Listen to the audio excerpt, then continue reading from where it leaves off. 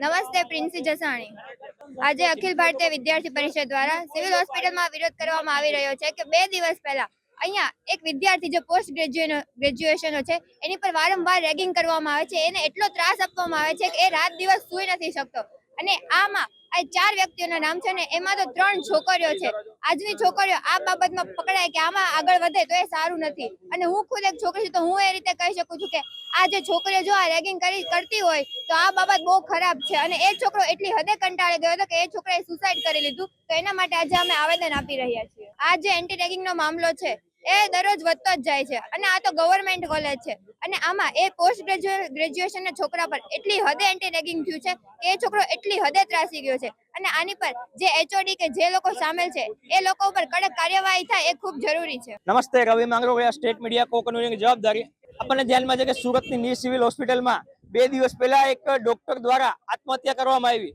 તો એ આત્મહત્યા જે કોલેજના જે પ્રોફેસરો છે, એમના સિનિયર ડોક્ટરો છે, એમના એચઓડીઓ છે, એમના દ્વારા એ ડોક્ટરને એટલો માનસિક ત્રાસ આપવામાં આવતો, એટલું નોકરની જેમ કામ કરવામાં આવતું, એટલું એ વિદ્યાર્થીઓ કેટલા ટોર્ચર સહન કરતા હશે કે છેલ્લી માનસિકતા સુધી, છેલ્લી ઘડી સુધી પોતે આત્મહત્યા કરવા માટે મજબૂર બને છે।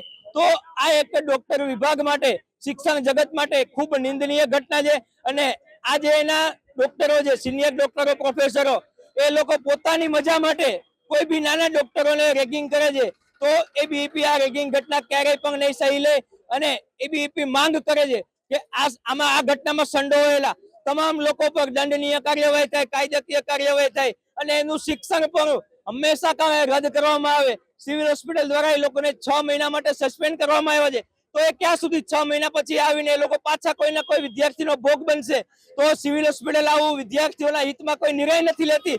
તો એબીવીપી આવી તમામ માંગ કરે છે અને આગામી 48 કલાકમાં જો આ માંગ સંતોષવામાં નહીં આવે તો એબીવીપી દ્વારા સિવિલ હોસ્પિટલ ખાતે ઉગ્રથી ઉગ્ર આંદોલન કરશે અને જો જરૂર પડશે તો તમામ ડોક્ટરોને સાથે રાખીને ડીન ઓફિસનો ઘેરાવ કરશું અને વિદ્યાર્થી હિતમાં નિર્ણય લેવામાં આવે ત્યાં સુધી હંમેશા સતત લડતા રહેશું।